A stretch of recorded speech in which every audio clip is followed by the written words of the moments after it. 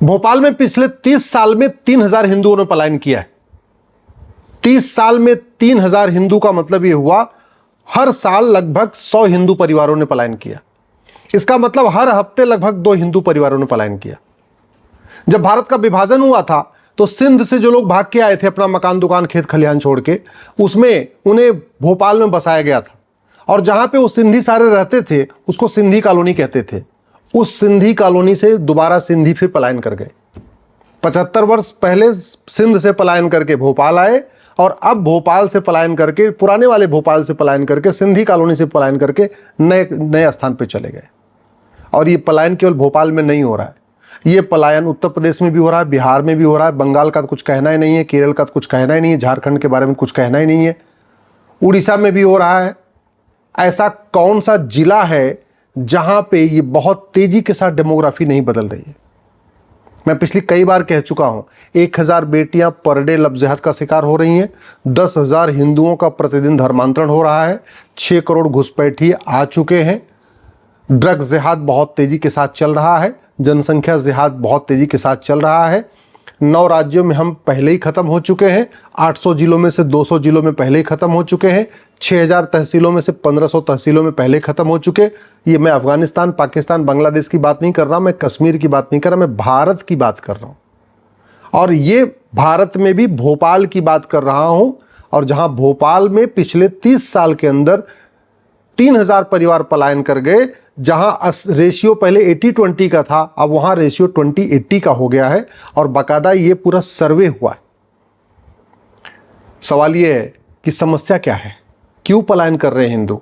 क्यों अफगानिस्तान में हिंदू खत्म हुए? क्यों पाकिस्तान में हिंदू खत्म हुए? क्यों बांग्लादेश में हिंदू खत्म हो रहे हैं? क्यों मेघालय में हिंदू खत्म हुए? क्यों मिजोरम में हिंदू खत्म हुए? क्यों नागालैंड में हिंदू खत्म हुए? क्यों कश्मीर में हिंदू खत्म हुए? क्यों उत्तर प्रदेश के कैराना में हिंदू खत्म हुए? इस पे न चिंतन हो रहा है, न गंभीरता के साथ विचार हो रहा है, और अभी भी केवल और केवल सतही बातें हो रही हैं। अगर ये जो पलायन चल रहा है इसको नहीं रोका तो 25 साल के बाद स्थितियां बहुत भयानक होंगी। न हम भगवान श्री राम की नीति भयबिन होए न प्रीति को लागू कर पाए, न भगवान कृष्ण की नीति सठे साठ्यम समाचरित उसको लागू कर पाए। आज तक हमने हेट स्पीच डिफाइन ही नहीं किया कि हेट स्पीच होता क्या है। किताबों में हेट स्पीच भरी हुई है, लाउड स्पीकर से हेट स्पीच दी जा रही है, और वो सब इसलिए चल रहा है क्योंकि हमने किसी कानून में हेट स्पीच को डिफाइन नहीं किया। 75 साल बीत चुके हैं, एक छोटा सा हम नहीं काम कर पाए। हमने आज तक माइनॉरिटी को नहीं डिफाइन किया कि माइनॉरिटी कौन होगा, माइनॉरिटी की पहचान राष्ट्रीय स्तर पे होगी कि राज्य स्तर पे होगी कि जिले स्तर पे होगी। आज तक हम एक फॉर्मूला नहीं बना पाए कि कितने % वाला माइनॉरिटी होगा। 1% वाला माइनॉरिटी होगा, 0.5% वाला माइनॉरिटी होगा। आज तक हम ये भी नहीं कर पाए कि अगर राष्ट्रीय स्तर पर माइनॉरिटी देखेंगे तो 1% से कम वाले को माइनॉरिटी मानेंगे या 1 करोड़ से कम वाले को माइनॉरिटी मानेंगे। 2 करोड़ 3 करोड़ की जनसंख्या तो माइनॉरिटी नहीं हो सकती ना। ऑस्ट्रेलिया की जनसंख्या 2.5 करोड़ है। दुनिया के करीब 150 ऐसे देश हैं जिनकी जनसंख्या 1 करोड़ से कम है। उनको फिर माइनॉरिटी, जो 1 करोड़ से ज्यादा, उसको माइनॉरिटी कैसे कह सकते हैं भारत में?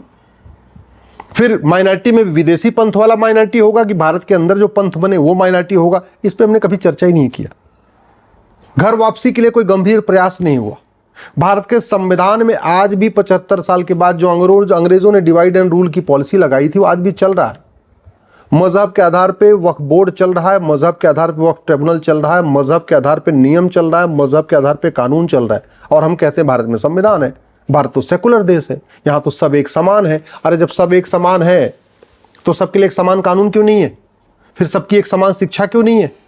जब सब एक समान है तो फिर ये क्रिश्चियन, मुस्लिम, पारसी, ईसाई का अलग अलग कानून क्यों चल रहा है?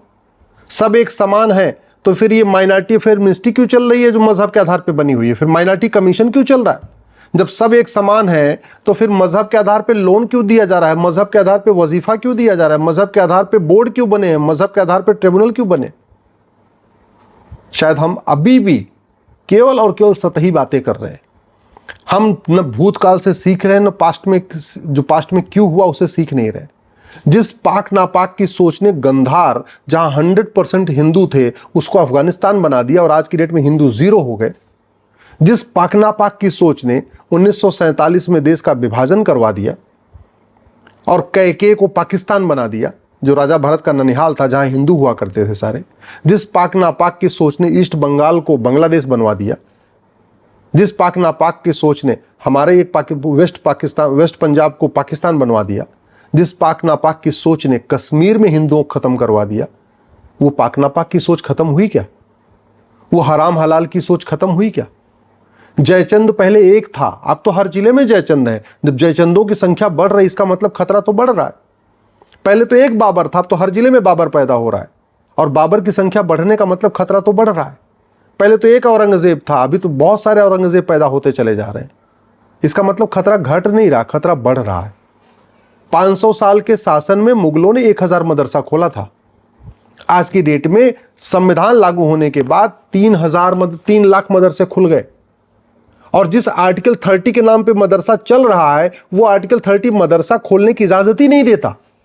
आर्टिकल 30 कहता है एजुकेशन इंस्टीट्यूशन खोलेंगे, यानी जो भारत में अल्पसंख्यक हैं, भाषाई अल्पसंख्यक हैं या मजहबी अल्पसंख्यक हैं, उनको भी ये अधिकार होगा कि वो स्कूल कॉलेज खोल सके, इंटर कॉलेज खोल सके, मेडिकल कॉलेज खोल सके, लॉ कॉलेज खोल सके, बीएड कॉलेज खोल सके, इंजीनियरिंग कॉलेज खोल सके। मदरसा खोलने का थोड़ी।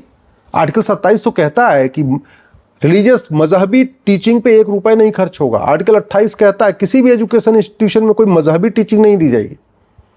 75 साल बीत गए, आज तक हमने धर्म और रिलीजन को डिफाइन ही नहीं किया। धर्म जोड़ता है, रिलीजन तोड़ता है, लेकिन ये हमने कहीं व्याख्या ही नहीं किया। नतीजा ये हुआ कि मजहबी किताब को लोग धार्मिक किताब कह रहे हैं, और धार्मिक ग्रंथ को मजहबी किताब कह रहे हैं, रिलीजियस किताब कह रहे हैं। लोग बाइबल, कुरान और वेद पुराण को एक समान मान लेते हैं, जबकि दोनों में इनमें जमीन आसमान का अंतर है। लोग बाइबल, कुरान और गीता, रामायण को एक समान मान रहे हैं, जबकि इनमें बहुत अंतर है। लेकिन नहीं, चूंकि हमने मजहब को डिफाइन नहीं किया, रिलीजन को डिफाइन नहीं किया, धर्म को डिफाइन नहीं किया, तो धर्म और रिलीजन की मिक्सिंग हो रखी है। सुप्रीम कोर्ट के जज भी धर्म को रिलीजन मान के बैठे हुए, और जो हमारे सांसद विधायक हैं वो भी धर्म को रिलीजन मान के बैठे हुए। समाधान क्या है? ये अगर हमने तत्काल नियम कानूनों को नहीं बदला, अगर हमने गुलामी के नामों को नहीं हटाया, विदेशी भाषा में जो भारत में नाम चल रहे इनको नहीं खत्म किया, तो गुलामी की सोच खत्म नहीं होगी। अगर वहशी दरिंदों का नामो निशान नहीं मिटाया, उनकी मजार, दरगाह, मकबरे, कब्र को खत्म नहीं किया, तो गुलामी की सोच खत्म नहीं होगी। गुलामी की सोच, पाक नापाक की सोच, हराम हलाल की सोच खत्म करना है तो 1-2 नहीं, कई काम करने पड़ेंगे। सारे गुलामी के नाम हटाने पड़ेंगे, सारे गुलामी के निशान हटाने पड़ेंगे, सारी गुलामी की कुरीतियां खत्म करनी पड़ेंगी, सारी गुलामी की कुप्रथाएं खत्म करनी पड़ेगी। गुलामी की शिक्षा व्यवस्था बदलना पड़ेगा, गुलामी की पुलिस व्यवस्था बदलना पड़ेगा, गुलामी की न्यायिक व्यवस्था बदलना पड़ेगा, गुलामी की प्रशासनिक व्यवस्था बदलना पड़ेगा। भारत में जस्टिस विद इन ईयर लागू करना पड़ेगा। राम नीति भय बिन होय न प्रीत लागू करना पड़ेगा। कृष्ण नीति सठे साठ्यम समाचरित लागू करना होगा। तब जाके ये जो चीजें चल रही नहीं रुकेगा।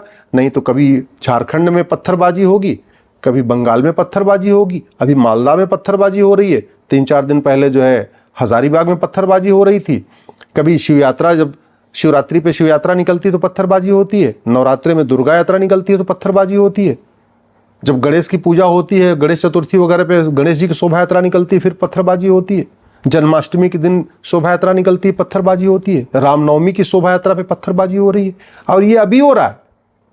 तो 25 साल के बाद क्या होगा? जब तक वो सोच खत्म नहीं होगी ना, पाक नापाक वाली, कि जिसकी मैं इबादत करता हूं केवल वही पूजा योग्य है, जिसकी मैं नहीं करता वो पूजा योग्य नहीं है, तब तक समाधान नहीं निकलेगा। जब तक ये 5 बार जो लाउड स्पीकर से बोला जा रहा है ना कि राम, लक्ष्मण, कृष्ण, हनुमान कोई पूजा योग्य नहीं है, 24 तीर्थंकर पूजा योग्य नहीं है, सिख गुरु पूजा योग्य नहीं है, जब तक इन पे बैन नहीं लगेगा तब तक समाधान नहीं निकलेगा।